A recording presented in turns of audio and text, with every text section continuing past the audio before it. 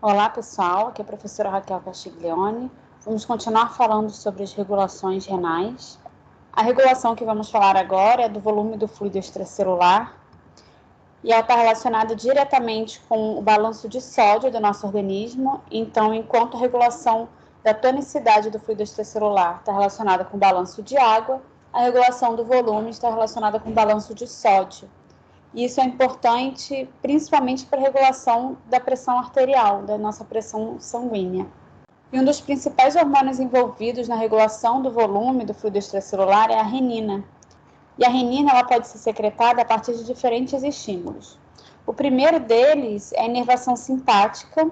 Então, a arteríola aferente ela é inervada por um nervo simpático, do ramo simpático. E a gente pode ver nesse gráfico que quanto maior a atividade do nervo renal, maior a secreção de renina. O outro estímulo para a secreção de renina são os receptores de estiramento localizados nas células justaglomerulares, que são células diferenciadas da arteríola aferente, são células que contêm os grânulos de renina.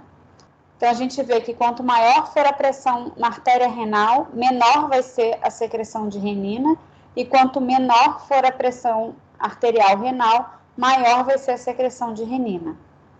E o último fator que estimula a secreção desse hormônio é a sensibilidade das células da mácula densa, que são aquelas células diferenciadas do túbulo distal, à concentração de cloreto de sódio, mais especificamente de cloreto. Então, quanto maior a concentração de cloreto dentro das células da mácula densa, menor a secreção de renina. Quanto menor for a concentração de cloreto, maior vai ser a secreção de renina. Essa sinalização para liberação de renina pela célula justaglomerular a partir dessa sensibilidade das células da mácula densa. Então, essas células elas têm um cotransportador sódio, potássio e 2 cloretos.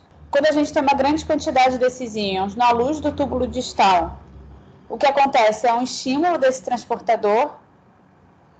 Esses íons, uma vez dentro da célula, vão inibir a enzima COX-2, ciclooxigenase 2.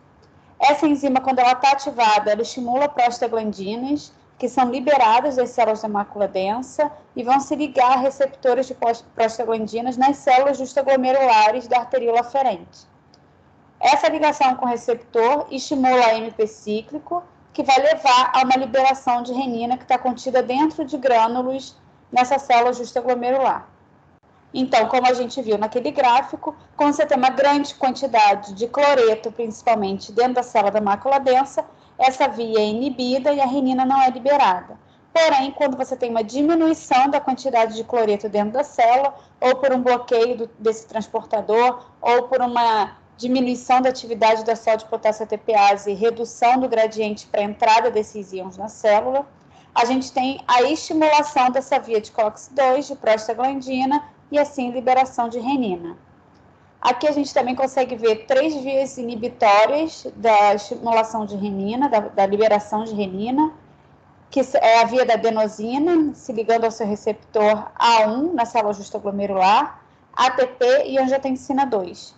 A angiotensina 2, a gente vai ver que é importante quando tem uma grande quantidade de angiotensina 2, ter uma diminuição na liberação de renina, porque a angiotensina 2 é estimulada por esse hormônio, então é um feedback negativo. Então, quando a gente tem diminuição do volume circulatório efetivo, a gente vai ter aumento do tônus simpático neural, diminuição da pressão de perfusão renal e diminuição da carga de cloreto de sódio nas células da mácula densa por diminuição da quantidade de fluido dentro dessa luz tubular.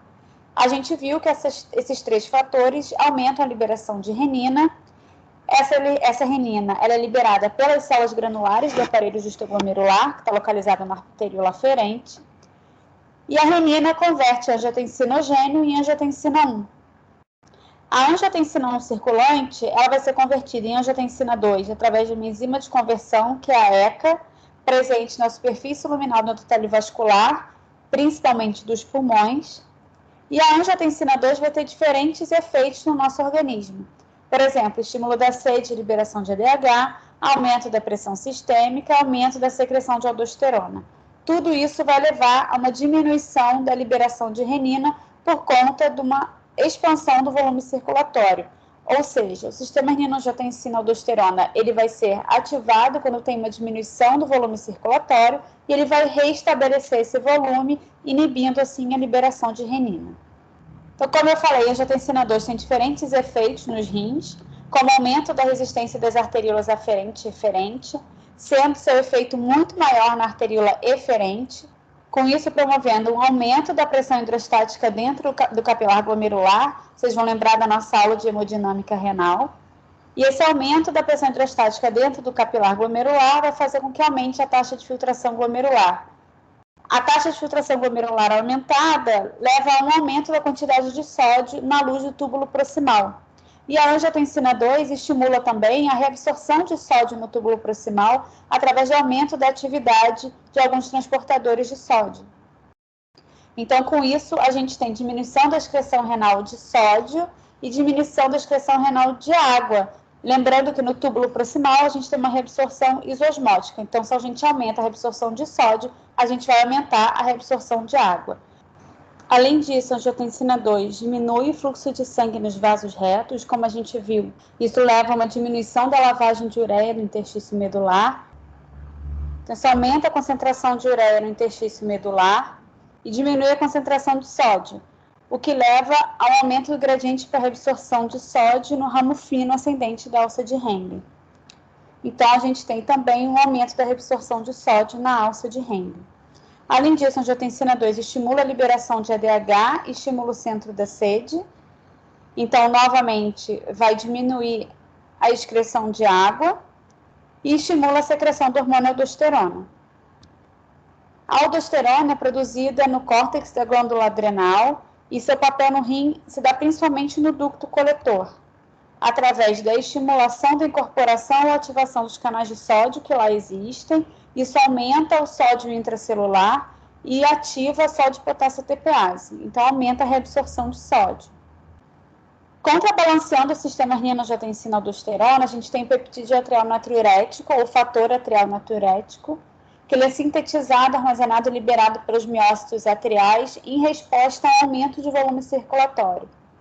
Então, quando a gente tem um aumento do volume de sangue circulante, o átrio ele é dilatado para receber esse volume aumentado e o estiramento dessas células libera o fator atrial natriurético. Esse peptídeo é liberado, então, com um estímulo oposto ao sistema renina-angiotensina. Então, enquanto o sistema renina-angiotensina é estimulado com uma diminuição do volume circulatório e tem como objetivo aumentar esse volume, o peptídeo atrial natriurético ele é estimulado com aumento do volume circulatório e vai ter como objetivo a diminuição desse volume. Isso acontece por uma vasodilatação generalizada, pela saída de água dos capilares para o interstício, provocando um edema intersticial. E a vasodilatação renal, que é ocasionada, ela leva a um aumento do fluxo sanguíneo cortical e do fluxo sanguíneo medular. Então, o fluxo sanguíneo renal aumentado, principalmente nos vasos retos, aumenta a lavagem de ureia no interstício medular e tem o efeito oposto ao da angiotensina 2. Ele ainda aumenta a pressão hidrostática no capilar glomerular por vasodilatação da arteríola aferente, o que leva também ao aumento da taxa de filtração glomerular. E, ao mesmo tempo, existe um efeito inibitório na reabsorção de sódio, tanto no túbulo proximal quanto no ducto coletor, e redução na liberação de renina, aldosterona e ADH, inibição também da ação das ações da angiotensina 2. Então, a gente tem um aumento da taxa de filtração glomerular, porém, a gente tem uma redução da reabsorção de sódio e água, sendo que essas moléculas vão ser perdidas na urina, restaurando, assim, o volume circulatório efetivo. Então, aqui está um esqueminha mostrando a liberação do peptídeo atrial natriurético, por conta desse estiramento atrial. Então, ele tem como alvo o hipotálamo, com diminuição da liberação de ADH, o córtex adrenal, com diminuição da liberação de aldosterona, e os rins, o aparelho justaglomerular, diminuindo a liberação de renina, atividade de angiotensina 2, promovendo vasodilatação. E eu queria falar para vocês um pouquinho sobre alguns diuréticos. Os diuréticos, eles têm ação renal, eles têm como consequência aumentar a perda de água, a perda de volume, e a maior parte deles atua no balanço de sódio. Então, a gente tem diferentes classes de diuréticos: diurético osmótico, inibidor de anidrase carbônica, diurético de alça, os tiazídicos e os poupadores de potássio. Então, cada um atua em sítios diferentes, em porções diferentes do néfron, e tem mecanismo de ação diferente. O diurético osmótico, ele não é um diurético que inibe diretamente o transporte de sódio, mas vamos falar um pouquinho dele. Na verdade, o diurético osmótico, ele tem uma função semelhante à da glicose. Então, se a gente tem uma concentração muito alta de glicose ou de um agente diurético, como o manitol, por exemplo, na luz do nosso túbulo renal, o que vai acontecer é que essas moléculas têm uma força osmótica muito grande. Então, elas vão fazer com que a água se desloque do sangue ou do interior celular para a luz tubular. Esse manitol e essa glicose, eles não são reabsorvidos em nenhuma outra porção do néfron, apenas no túbulo proximal. Então, esse acúmulo de água proveniente da força osmótica do diurético vai permanecer ao longo de toda a luz dos túbulos renais. Então, vai aumentar, assim, a excreção de água na urina. Não é um diurético que a gente viu que existem outras porções tubulares que reabsorvem água, então essa água em excesso ela pode ser reabsorvida, mas são moléculas que têm um efeito diurético. O manitol, além da perda de água, ele pode levar a uma redução do volume intracelular, exatamente porque a água vai se deslocar de dentro da célula, que tem uma baixa concentração de solutos, para a luz do túbulo renal, que está com uma alta concentração de soluto. E também tem um risco de hipernatremia. O risco aumentado de hipernatremia se dá exatamente porque a água sai de dentro da célula em direção à luz tubular, e com isso vai haver um equilíbrio entre o interior celular e o sangue que está circulando nos vasos sanguíneos próximos a essa célula.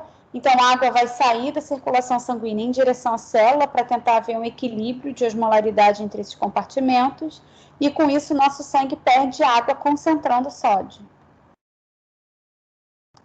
Os diuréticos de túbulo proximal, eles agem inibindo a anidrase carbônica, a gente vai falar sobre ela na aula que vem, mas basicamente a inibição dela inibe a formação de hidrogênio dentro da célula, e existe um trocador sódio-hidrogênio na membrana apical da célula do túbulo proximal convoluto, que joga hidrogênio para a luz tubular e sódio para dentro da célula. Então, com a diminuição da carga de hidrogênio dentro da célula, a gente diminui a atividade desse trocador.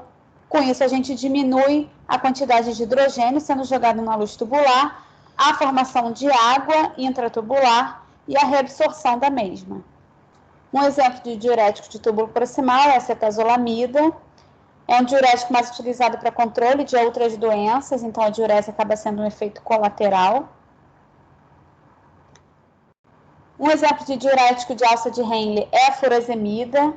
São diuréticos que atuam no transportador tríplice, inibindo esse transportador. Com a inibição do transportador tríplice, a gente diminui a quantidade de sódio, cloreto e potássio que está sendo reabsorvido. Então, a gente diminui a hipertonicidade da medula, e reduzindo a hipertonicidade da medula, a gente reduz a capacidade do rim de reabsorver água e concentrar a urina. Como consequência da inibição desse transportador tríplice, a gente tem inibição da reabsorção de cálcio e magnésio nessa porção tubular, visto que a diferença de potencial na membrana tubular, da luz tubular, vai ser menos positiva do que quando a gente tem reabsorção desses íons e secreção de potássio. Então, quando a gente tem inibição dessa reabsorção, inibição da secreção de potássio, essa luz tubular vai ficar menos carregada positivamente e menos quantidade de cátions divalentes vão ser reabsorvidos. Então, a gente pode ter uma perda de cálcio e de magnésio na urina. Além disso, a gente pode ter a manifestação de alcalose, que é o aumento do pH do sangue, porque a gente vai acumular sódio na luz tubular, e esse sódio ele pode ser transportado pelo trocador sódio-hidrogênio. Então, com isso, a gente vai forçar a saída de hidrogênio para a luz tubular. Então, a gente vai tirar ácido do nosso sangue, deixando o pH mais básico. E, além disso, a gente pode ter uma hipocalemia. Isso acontece porque esse acúmulo de sódio na luz tubular, Quando esse sódio chega no ducto coletor, ele vai entrar na célula renal através do canal de sódio do ENaC, levando a um estímulo de saída de sódio, secreção de sódio para a luz tubular nesse segmento. Então, a gente pode ter perda excessiva de potássio na urina por conta dessa reabsorção que está acontecendo no ducto coletor. Já os diuréticos de túbulo distal, eles agem inibindo o cotransportador sódio-cloreto, são os tiazídicos, um exemplo é a hidroclorotiazida. Então, eles causam perda de sódio e de água. Da mesma forma que os diuréticos de alça, a gente tem um acúmulo de sódio no ducto coletor, o que pode levar ao aumento da sua reabsorção através do ENaC e aumento da secreção de potássio, então perda de potássio na urina. E a gente também tem um trocador sódio-hidrogênio no túbulo distal, que vai estar estimulado com esse excesso de sódio na luz tubular, então a gente também pode ter um quadro de alcalose. Nesse caso, a gente pode ter um aumento da reabsorção de cálcio, uma vez que a diminuição da concentração intracelular de sódio, por conta da inibição desse cotransportador sódio-cloreto, vai levar a um estímulo desse trocador cálcio-sódio na membrana basolateral, entrando o sódio na célula e sendo reabsorvido o cálcio. E, por fim, nós temos os diuréticos poupadores de potássio, que atuam na célula do ducto coletor. Dois exemplos são a milorida, que inibe o canal de sódio ENaC, e a espironolactona, que é um antagonista de receptor de aldosterona. Quando a gente tem o bloqueio da entrada de sódio na célula através do bloqueio de ENaC, a gente vai diminuir o influxo de sódio, diminuindo a atividade da sódio-potássio ATPase, e com isso reduzir.